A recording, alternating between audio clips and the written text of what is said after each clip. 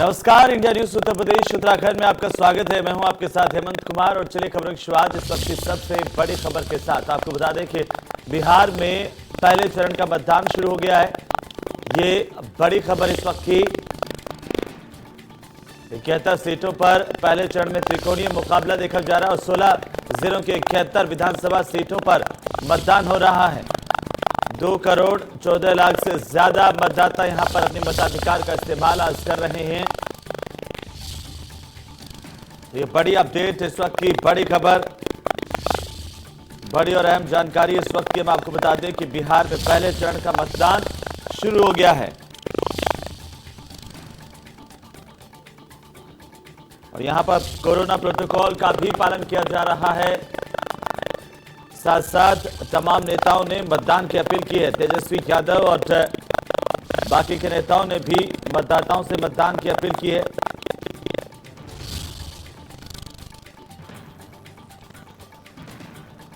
तो 16 जिले हैं जहां पर पहले चरण का मतदान हो रहा है। 16 जिलों के 71 विधानसभा सीटों पर मतदान शुरू हो गया है। पोलिंग बूथ पर कोरोना गाइडलाइन के मुताबिक इंतजाम किए गए हैं। सैनिटाइजर की व्यवस्था की गई है और सभी मतदाता मतदान से पहले अपने हाथ सैनिटाइज करके और मास्क लगा करके ही प्रवेश कर रहे हैं मतदान केंद्रों पर।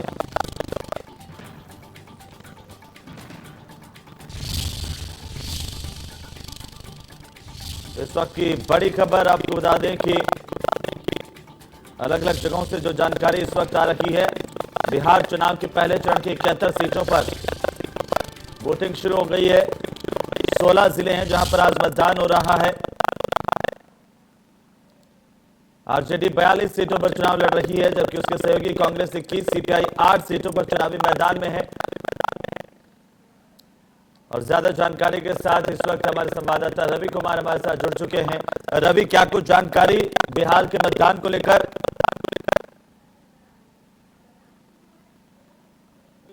कि बिहार में ताबड़तोड़ रैलियां हैं। 28 तारीख यानी कि आज 3 रैलियां करेंगे मुख्यमंत्री योगी आदित्यनाथ। पहली रैली करीब 12:30 बजे समय बताया गया है। वो गोरिया कोठी सिवान।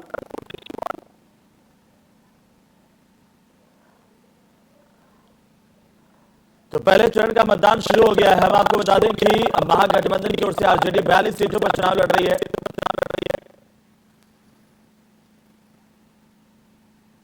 वहीं उसके सहयोगी कांग्रेस 21, सीपीआई 8 सीटों पर चुनावी मैदान में। नीतीश की अगुवाई वाले एनडीए की अगर बात करें तो जेडीयू 35 सीटों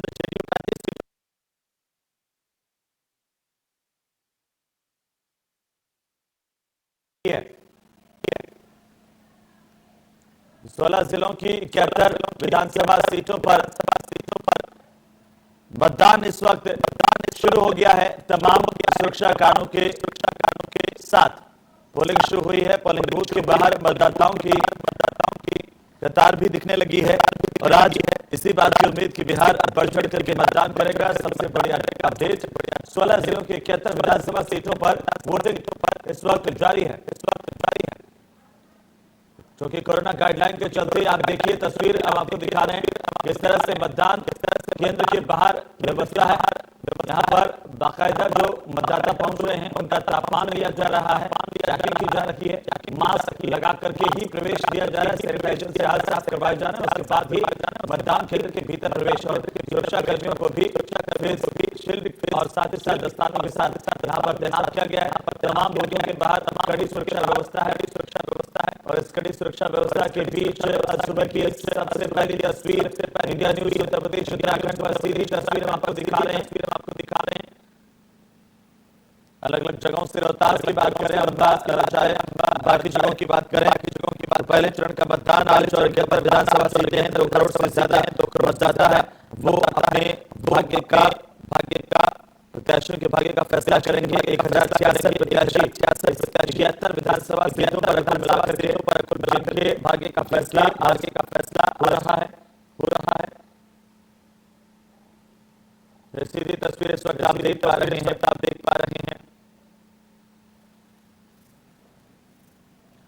चलिए आगे बढ़ेंगे। राजधानी लखनऊ से बड़ी खबर है। आपको बता दें कि बिहार में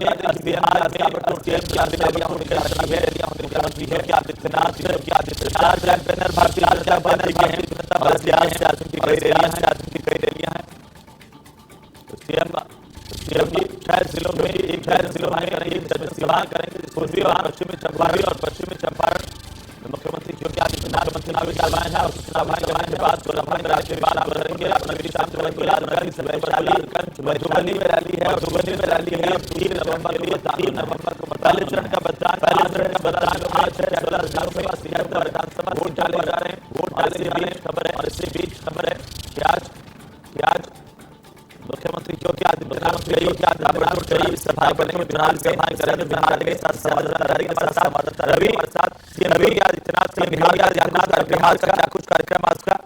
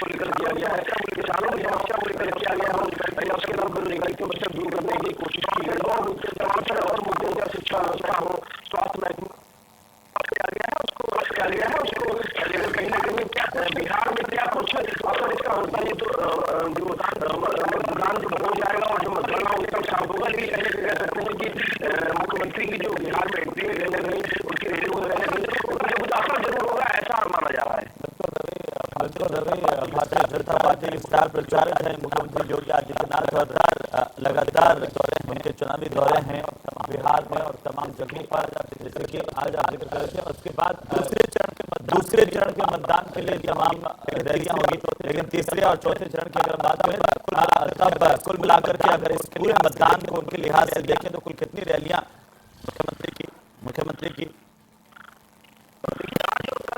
आज और कल 3 रैलियां यानी कि दोनों 6 रैलियां हैं जो मुख्यमंत्री योगी के बिहार में होने वाली है। आज अगर बात करें तो आज 3 रैलियां हैं, जो कि पहली रैली गोरियाकोटी सीवान में होगी, दूसरी रैली गोविंदगंज में होगी और जो तीसरी रैली है वो पूर्वी चंपारण में होगी। उसके अलावा बात करें तो साफ तौर पर अगर कल की बात करें तो कल भी 3 रैलियां हैं मुख्यमंत्री योगी आदित्यनाथ की, जो कि दरौदा सीवान में होगी, उसके बाद लालगंज वैशाली में होगी और तीसरी जो रैली है वो झंझारपुर मधुबनी में होगी। तो साफ तौर पर कुल मिला के 2 दिन में 6 रैलियां हैं और साफ तौर में मुख्यमंत्री गरजेंगे और साफ तौर पर कहीं ना कहीं बिहार। बिल्कुल रवि, बहुत बहुत शुक्रिया तमाम जानकारी के लिए और अपडेट हम आपसे लेते रहेंगे। आगे बढ़ेंगे। मुख्यमंत्री योगी आदित्यनाथ ने समाजवादी पार्टी, कांग्रेस और बीएसपी को परिवारवाद वाली पार्टी बताते हुए भाजपा को कार्यकर्ताओं की पार्टी बताया। कानपुर के घाटमपुर उपचुनाव में जनसभा को संबोधित करते हुए उन्होंने कहा कि पार्टियां परिवार तक ही सीमित है, परिवार के बाहर जाने की सोच नहीं रखती, लेकिन बीजेपी के लिए 24 करोड़ की जनता ही परिवार है। जनता के हितों के संकल्प लिया है, सामान्य कार्यकर्ता भी यहाँ पर चुनाव लड़ सकता है। घाटमपुर से कार्यकर्ता को उन्होंने कहा कि मैदान में उतारा कैप्टन सुखवासी सिंह।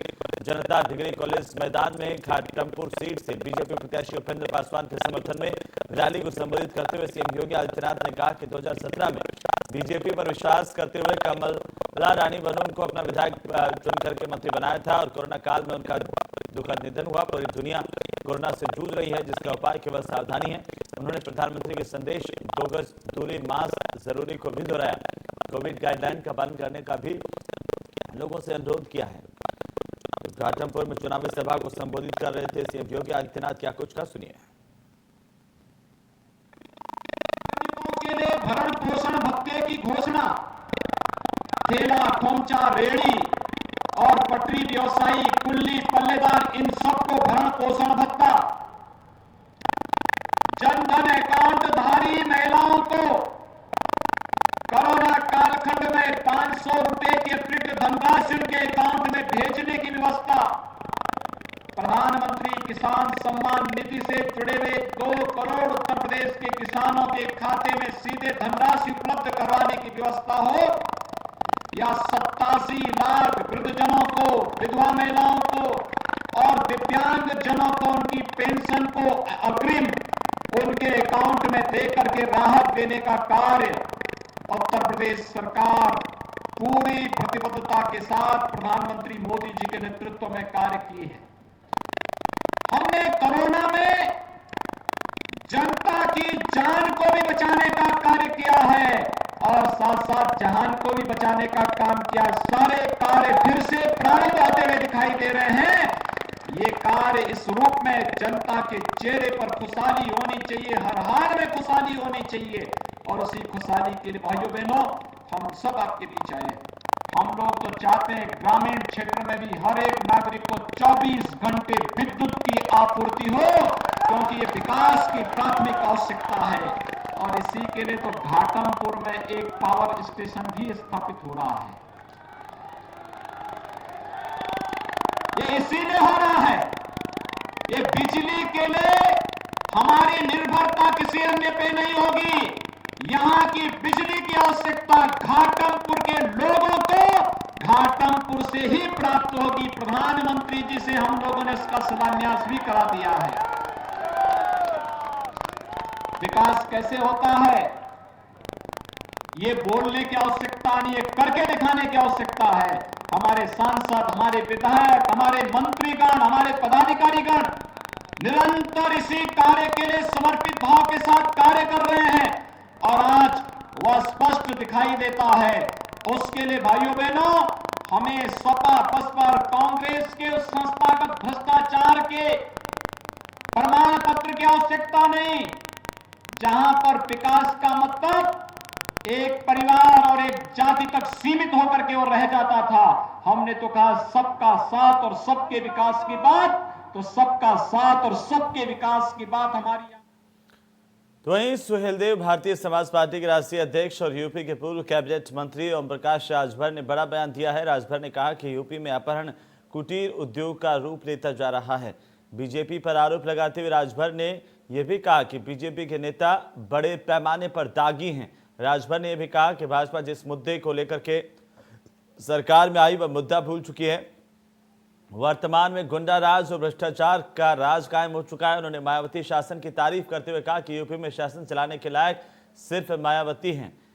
ओम प्रकाश राजभर ने बीजेपी पर बड़ा हमला बोला, कहा कि उत्तर प्रदेश में अपराध कुटीर उद्योग की तरह से बढ़ रहे हैं।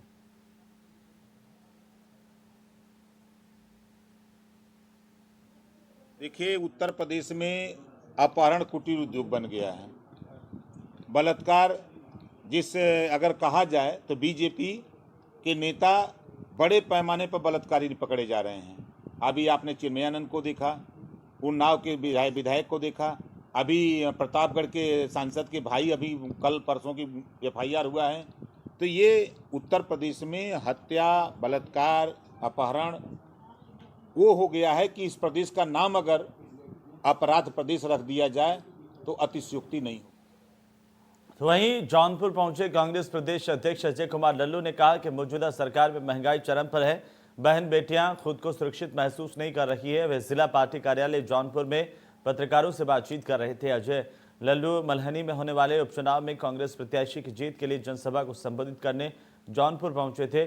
चुनाव प्रचार में जौनपुर पहुंचे अजय कुमार लल्लू ने तमाम बातें कही हैं।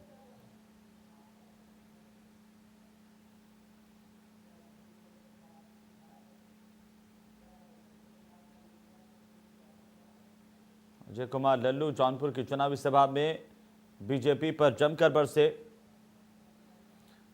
उधर प्रगतिशील समाजवादी पार्टी के अध्यक्ष शिवपाल यादव एक निजी कार्यक्रम में गाजियाबाद पहुंचे। उन्होंने यहां पर बीजेपी पर जमकर निशाना साधा। उन्होंने कहा कि अर्थव्यवस्था की स्थिति लगातार गिर रही है, साथ ही भ्रष्टाचार बढ़ रहा है। उन्होंने कहा कि आने वाले चुनाव के परिणाम भारतीय जनता पार्टी के खिलाफ आएंगे। बिहार के चुनाव पर उन्होंने कहा कि सिर्फ बिहार ही नहीं बल्कि पूरे देश में बीजेपी के शासनकाल में हालात बिगड़ रहे हैं और ऐसे में बीजेपी मुक्त सरकार की जरूरत है। उन्होंने कहा कि जितने भी समाजवादी हैं सबको एक हो जाना चाहिए। उनसे जब चुनाव की तैयारी के बारे में पूछा गया तो उन्होंने कहा कि पार्टी संगठन पूरी तरह से तैयार हो चुका है। उन्होंने कहा कि अभी गठबंधन के बारे में नहीं बोलेंगे क्योंकि चुनाव में समय है, जल्द सबके सामने आ जाएगा कि वह किससे गठबंधन करेंगे या नहीं। तो निजी कार्यक्रम में गाजियाबाद पहुंचे थे शिवपाल यादव। शिवपाल ने कहा कि अर्थव्यवस्था लगातार गिर रही है। देखिए, अभी यूपी के हालात बहुत खराब हैं। लाइन ऑर्डर कंट्रोल में नहीं है और जितने भी भारतीय जनता पार्टी के समय में वादे किए गए थे, कोई वादा अभी तक पूरा हुआ नहीं है। आज व्यवस्था तो चौपट है, माइनस में चली गई। देखिए, अभी यूपी के समुदाय को उपेक्षा भरी नजरों से देखा जाता है और ऐसे में ट्रांसजेंडर समुदाय को लेकर के नोएडा मेट्रो रेल कॉरपोरेशन ने सराहनीय पहल की है। नोएडा मेट्रो के सेक्टर 50 स्टेशन को ट्रांसजेंडर समुदाय के लिए एक समर्पित स्टेशन बनाया गया है। इसका नाम रेनबो स्टेशन रखा गया। मेट्रो स्टेशन पर टिकट काउंटर, हाउसकीपिंग सर्विस में भी ट्रांसजेंडर की ही भर्ती की गई है और साथ ही मेट्रो स्टेशन पर ट्रांसजेंडर समुदाय के लिए अलग सुरक्षा जांच पर विचार किया जा रहा है। नोएडा मेट्रो की अनोखी पहल मानी जा रही है। सेक्टर 50 का स्टेशन प्राइड सेंटर बनाया गया है। ये कम्युनिटी लगभग सभी जगह अपेक्षित रहती है और ये प्लेटफॉर्म नहीं मिल पाता। तो जो अच्छे क्वालिफाइड ट्रांसजेंडर कम्युनिटी के लोग थे और गवर्नमेंट एजेंसी के माध्यम से हम लोगों ने चयन किया। कॉन्ट्रैक्चुअली इन 6 लोगों को अभी पहले चरण में रखा गया है। जैसा इसका एक्सपीरियंस रहेगा तो प्रयास किया जाएगा इससे और ये कम्युनिटी लगभग सभी जगह अपेक्षित रहती है और ये प्लेटफॉर्म नहीं मिल पाता। तो जो अच्छे क्वालिफाइड ट्रांसजेंडर कम्युनिटी के लोग थे और गवर्नमेंट एजेंसी के माध्यम से हम लोगों ने चयन किया। कॉन्ट्रैक्चुअली इन 6 लोगों को अभी पहले चरण में रखा गया है। जैसा इसका एक्सपीरियंस रहेगा तो प्रयास किया जाएगा इससे और ये कम्युनिटी लगभग सभी। चलिए आगे बढ़ेंगे। प्रधानमंत्री नरेंद्र मोदी ने PM street vendors Atmanirbhar Nidhi के तहत वर्चुअल संवाद किया। नगर निगम में इसके लाइव प्रसारण के लिए 2 LED स्क्रीन लगाई गई थी और प्रधानमंत्री ने अपने संबोधन में कहा कि स्ट्रीट वेंडर्स देश की ताकत है और यह अभियान सूदखोरों से मुक्ति दिलाने के लिए अभियान है। प्रधानमंत्री के वर्चुअल संवाद के बाद मेयर सुनीता वर्मा, कैंट विधायक सत्यप्रकाश अग्रवाल, DM के बालाजी और नगरायुक्त डॉक्टर अरविंद चौरसिया ने 25 वेंडर्स को लोन के प्रमाण पत्रों का वितरण किया।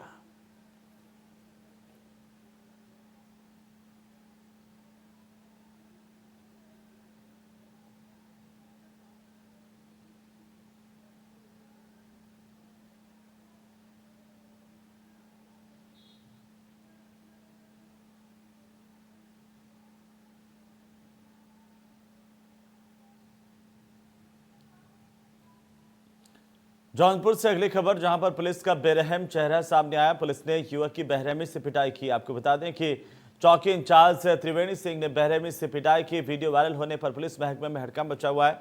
अधिकारियों ने चौकी इंचार्ज को लाइन हाजिर किया है। ये तस्वीरें आप देखिए किस तरह से चौकी इंचार्ज की करतूत यहां पर सामने आई। बेरहमी के साथ पिटाई करता चौकी इंचार्ज कैमरे में कैद हुआ है। ये वीडियो सोशल मीडिया में वायरल होने के बाद चौकी इंचार्ज को लाइन हाजिर किया गया। एक वीडियो वायरल हो रहा है जो थाना गद्दी चौकी का बताया जा रहा है। इस वीडियो के वायरल होने के संज्ञान में आते ही पुलिस अधीक्षक जौनपुर महोदय द्वारा चौकी प्रभारी को लाइन हाजिर कर दिया गया है और पूरे प्रकरण की जांच CO के राकत में की गई है। एक वीडियो वायरल हो रहा है जो थाना गद्दी चौकी का बताया जा रहा है। इस वीडियो के वायरल होने के संज्ञान में आते ही पुलिस अधीक्षक जौनपुर महोदय द्वारा चौकी प्रभारी को लाइन हाजिर कर। तो चलिए इसी के साथ ही इस बुलेटिन में फिलहाल इतना ही। नमस्कार।